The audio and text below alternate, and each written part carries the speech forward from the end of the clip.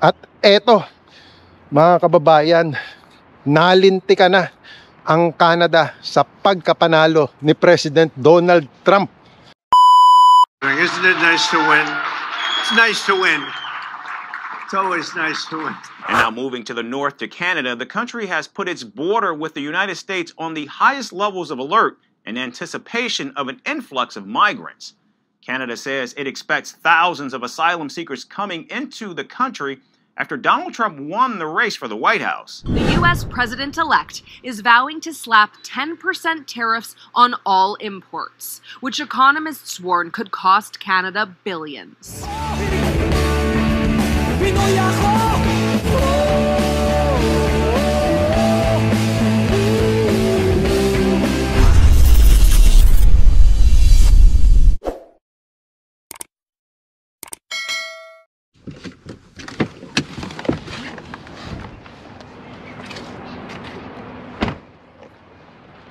Kamusta mga kababayan? Nandito tayo ngayon sa legislature. Dito ako magbablog.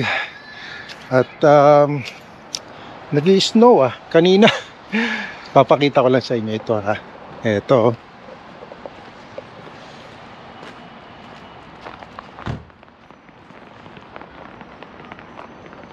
Ayun. Maganda pa naman ang panahon ngayon. Hindi ganun kalamig. Kasi this is just a wet snow. Maganda ang temperatura ngayon. Ano bang weather ngayon, mga kababayan? Dito sa Edmonton. Tingnan nga natin. Ito, importante ito na pag nandito kayo sa Canada, i-check nyo parati yung weather. Lalo na pagka ganitong winter. Mahirap na. At dun nga pala sa mga bago pa lang sa akin channel, please don't forget to subscribe and hit the notification bell para ma-notify po kayo pag may bago akong video, kasi sayang naman po kung mapapalampas nyo yung mga tips, informations, opportunities. It's +1 pala, kaya pala ganito kaganda ang temperatura ngayon no? And speaking of opportunities mga kababayan, kung kayo ay naghahanap ng trabaho papunta dito sa Canada, kasi na-check ko yung Facebook page ni Miss Marjorie Quintos. Doon po sa hindi nakakakilala pa kay Miss Marjorie Quintos.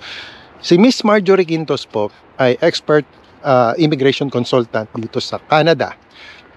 At lagi ko po siyang sinusubaybayan, lalo na pag nag-a-update ako ng mga patungkol sa immigration, sa trabaho. Yan po yung pinupuntahan natin. At tinatawagan ko po yan pagka meron ako mga questions sa kanya patungkol sa immigration. And speaking of opportunities, tingnan po natin yung Facebook page ni Miss Marjorie Quintos, kasi nag-update lang siya nung kamakailan lang I believe it is 2 days ago ba nung nag-update siya tungkol sa trabaho.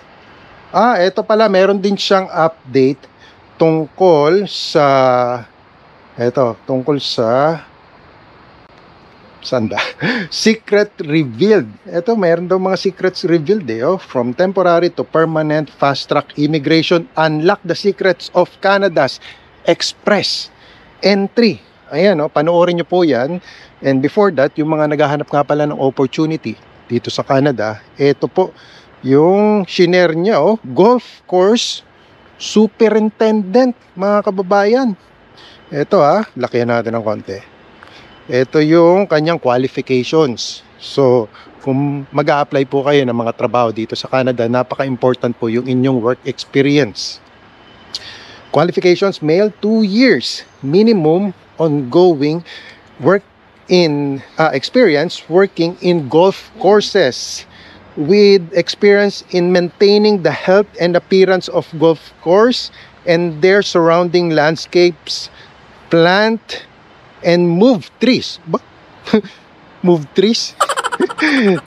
Imumove pala yung trees. And applying fertilizer, fungicides, herbicides, and pesticides. At least associate graduate of 2 years. Okay? With good English communication skills and fit to work. Ito po yung initial requirements na kailangan nyong isubmit kung gusto nyong mag-apply. detailed resume, certificate of employment from previous up to present employment, NBI clearance, passport with 3 years validity. Kung nais nyo pong mag-apply sa opportunity na ito, dito po kayo mag-i-email mga kababayan, trades@mercanrecruit.com. At ilalagay ko rin po yung link below para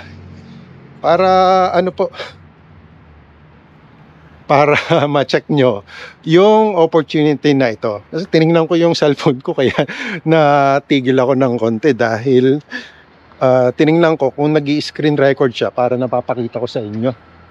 So ito yung legislature mga kababayan, no? Ayan.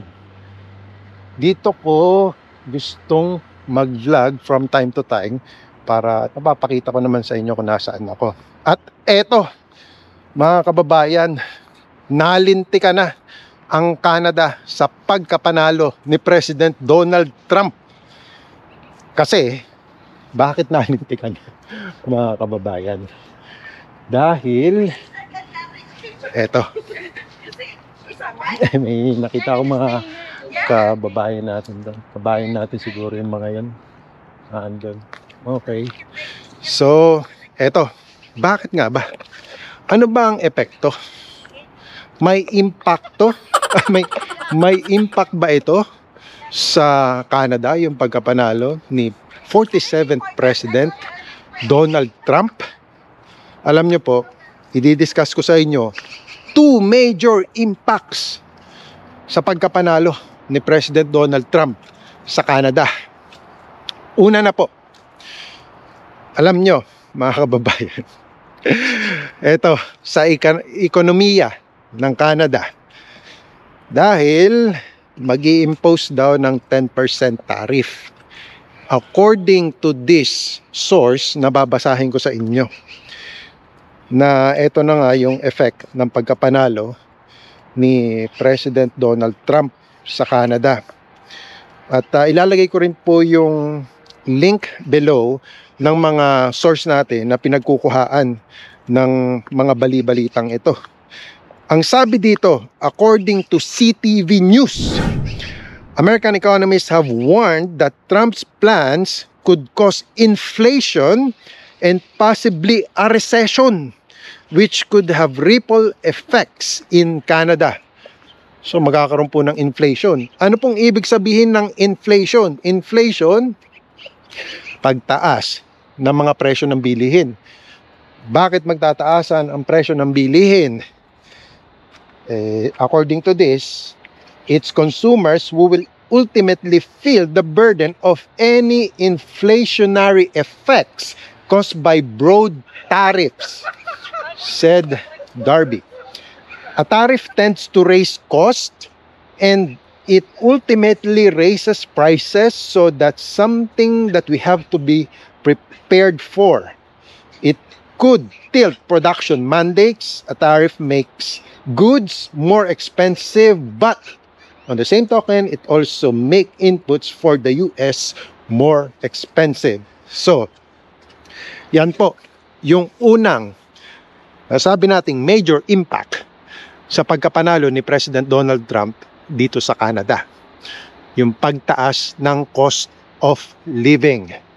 At yung cost of living po kasi mga kababayan, ganito yan yung inflation pala. So, sa pagtaas ng mga bilihin, una na po na tumataas, di ba alam naman po natin ito, yung gas. Diyan po nag-uumpisa yan Yung presyo ng krudo, ng gasolina, pag tumaas yan, affected niyan yung mga nagdi-deliver or nagta-transport ng goods and services. So, halimbawa, yung mga restaurant na kailangan niya ng supply ng raw materials, yung groceries, and halos lahat mga kababayan tinatransport po kasi gumagamit ng transportation vehicle para ma-deliver yung mga goods and services na yan nga So, pagka nagtaas yun, yung presyo ng gasolina, edi affected yung mga nagdi-deliver. So, yung mga nagdi-deliver, alangan namang malulugi sila dahil sa presyo ng gasolina. Siyempre, magpapatong sila ng cost dun din sa kanilang delivery expense. So, pag nangyari yon, magkakaroon na ng domino effect. Bakit? Dahil, siyempre, yung mga nirarasyonan nila or dinadalhan nila ng mga raw materials nga, tulad ng mga restaurant, mga groceries, di magtataas din sila ng presyo. Mabuti kung sa mabuti kung kaalinsabay niyan ay pagtaas din ng ating sahod.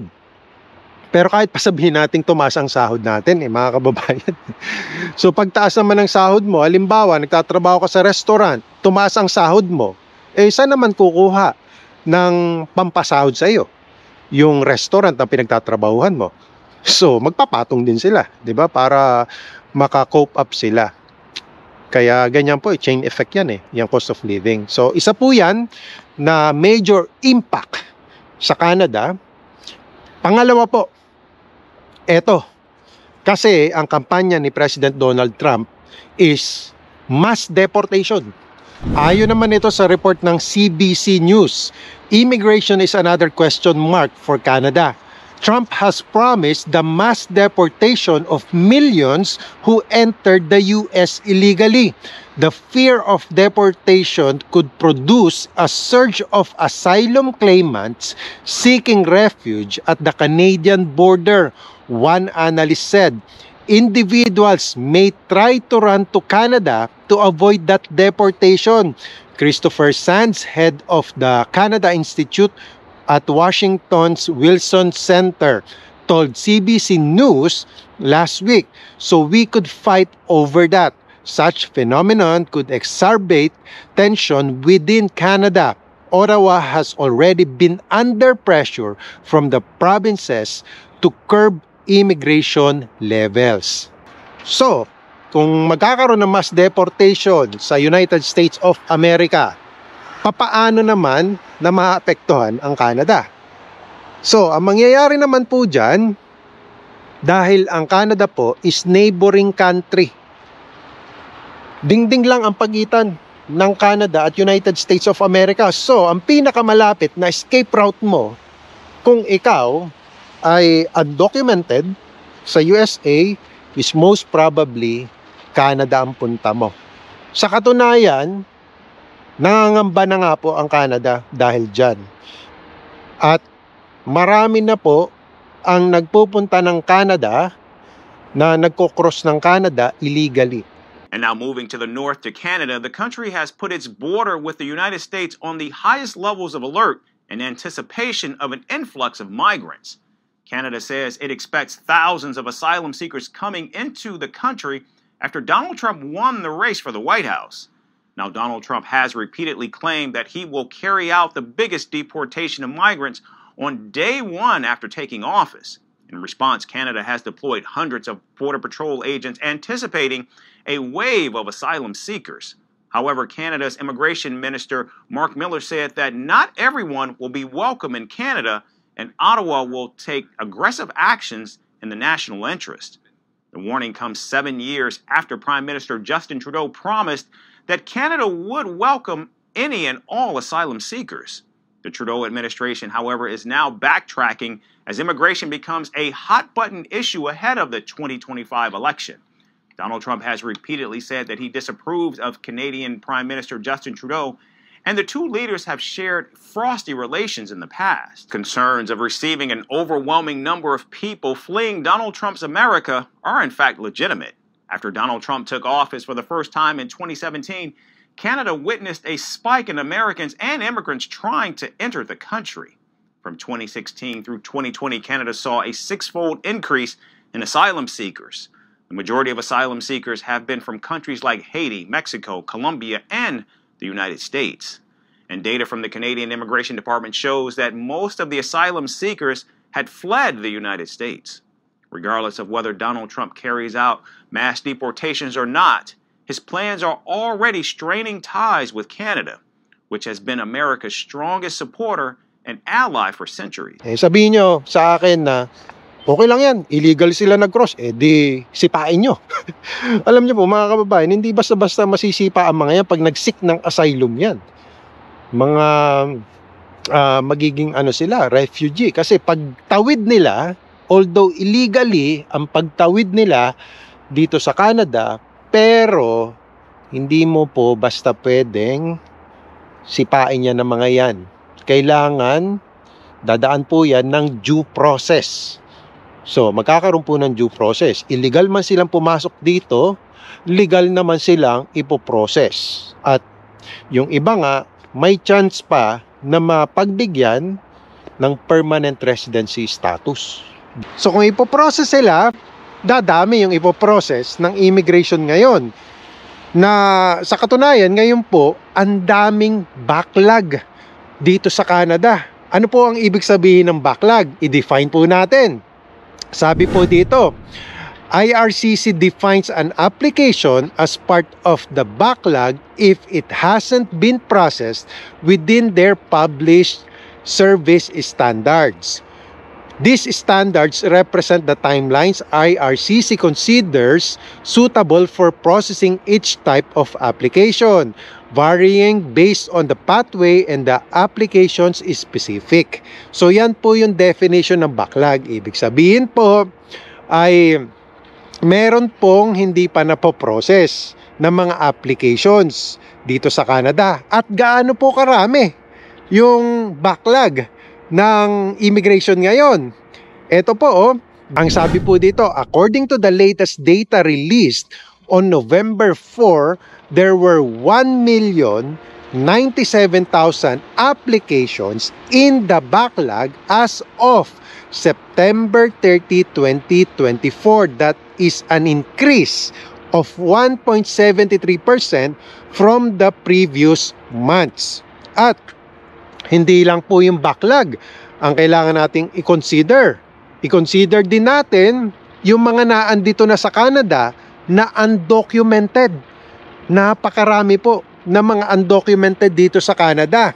Ito po ang number ng undocumented. So according to ito mismo sa Government of Canada website, estimates suggest that the population could be as high as 500,000 persons na nandito na po sa Canada na undocumented. Anong ginagawa ng mga undocumented? Alangan naman pong hindi sila kumikilos din. Siyempre, ang mga yan ay nag-a-apply din para sila ay mabigyan ng papers dito sa Canada. Kung yun nga pong mga manggagaling ng US na tatawid dito sa Canada illegally, ay magsisik ng asylum para sila po ay ma-process. Di lalo naman po yung mga naandito na mga undocumented. Siyempre, nag-a-apply din po yung mga yan para ma-process po sila. Kung isusuma total nyo po yan, doon sa report na binasa natin, there is a 1 million backlog plus 500,000 na undocumented. So, ang dami po nun mga kababayan. Kaya nga, tinitingnan ko yung immigration level plan. May immigration level plan na nagbawas pa na nasa 300,000 plus na lang po yung i-accept nila by 2025. At eto nga pong si Minister Mark Miller, nung tinanong siya kung magkakaroon daw ba ng mga pagbabago pa in the future, magka-cut down pa ba daw ng mga i-accept nila dito sa Canada. Kahit po siya hindi po niya masagot ng straight kung ano maaaring mangyari. I guess what I wonder is, do you think a change as drastic as the one Canadians are in for today is a possibility again a year from now? Neither you nor I can predict the future, but I think it's something that we'll be constantly ready to adjust for. This is our most reasonable estimate currently of what Canada will need in the next 3 years. You will find economists that will tell you that it's a fool's errand to predict the labor market in 3 years.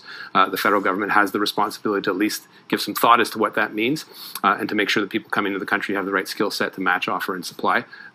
Sometimes we get it right. I believe we've gotten it on the balance significantly right, but we haven't been perfect, and I think today reflects that proposition, but also a reasonable plan going forward for the next 3 years. Kaya nga po, hanggat may pagkakataon, halimbawa gusto nyo pong pumunta dito sa Canada, ay mag-apply po kayo sa mga opportunities na sinashare ko sa inyo habang hindi pa po sinasarhan ang Canada. And hopefully, ay hindi naman sarhan totally ang Canada for those people na gustong pumunta dito sa Canada, nag-a-aspire din ng magandang buhay dito sa Canada. So, what do you think about this update, mga kababayan, dito sa effect ng pagkapanalo ni President Donald Trump?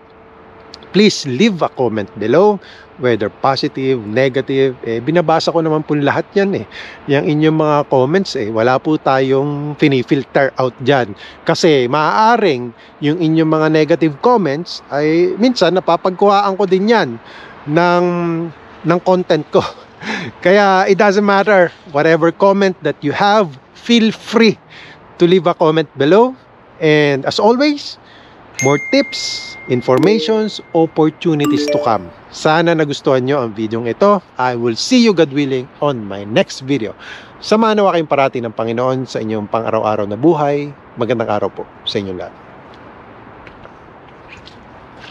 Tara na at nilalamig na ako Medyo malamig na, pero +1 pa lang Ay, gano'n lang talaga. Kailangan lang na well prepared ka pag ikaw ay lalabas dito sa Canada.